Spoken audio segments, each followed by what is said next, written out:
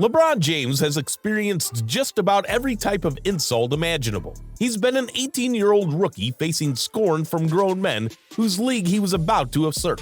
And he's been a 38-year-old fending off challengers to his throne.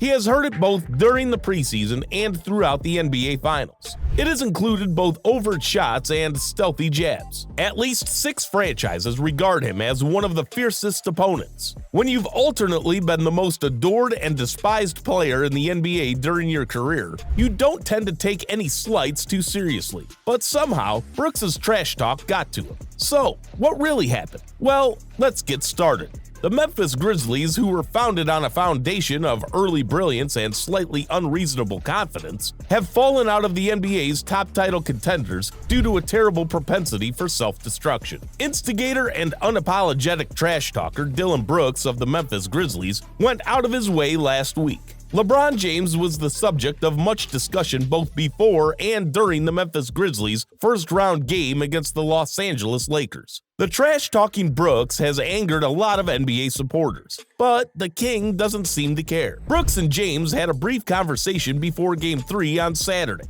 joking and possibly exchanging pleasantries. So, what specifically did the 4-time winner tell Brooks? Brooks told the media what he and James discussed. He remarked, "He told me his birthday." Given that LeBron James's birthday was 4 months ago, Dillon Brooks' assertion should be regarded with some skepticism. Brooks was unlikely to have received an invitation. Hence, James's mention of Brooks' birthday made little sense. However, the Memphis Grizzlies' insults are not coming off well. Following Game 2's victory for the Grizzlies, Brooks poked the bear in a post-game interview. He insulted James by telling reporters that he has no respect for the 4-time MVP. Brooks said that LeBron is old, so he doesn't care. So, he continued to say that in Games 4 and 5. He anticipated him to act in that manner. When he received his 4th foul, he wanted to say something. He ought to have said that earlier. Then he remarked, "I poke bears." Early in the 3rd quarter, James changed course while dribbling up court,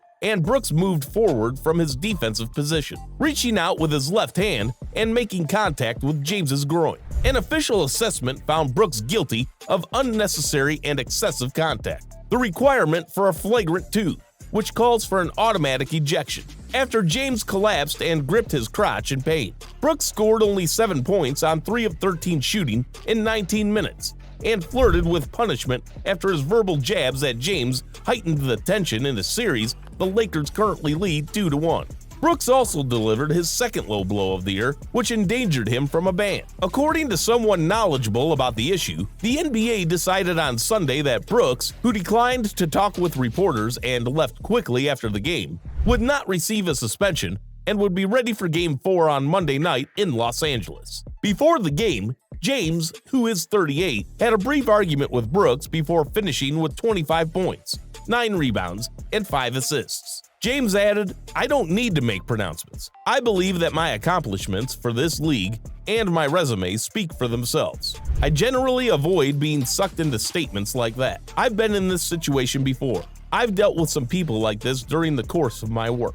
The stressed Grizzlies, who once more made life tough for themselves with their words and actions, starkly contrasted James's ability to shake off what he dubbed the Bulls. The Grizzlies lost an early lead of 18-12, only made 1 basket in the opening 6 minutes, and trailed 35-9 at the end of the 1st quarter, where they had their famous courtside altercation with television analyst Shannon Sharpe. James got right to work against Brooks and company, scoring on the game's first possession and finishing the 1st quarter with 8 points, almost matching Memphis's total. Lakers coach Darvin Ham stated that James has just been focused throughout the game, just by his actions, he speaks. He continued to say that they need him to be that way. The man-to-man contest is not the main focus. Given how things have changed this season, any attempt to cast doubt on him or the caliber of his play just fuels the collective, and especially his. Ja Morant was back in the starting lineup after missing Game 2 due to a hand injury, but Memphis still had a terrible start that was the lowest scoring quarter for any team this season.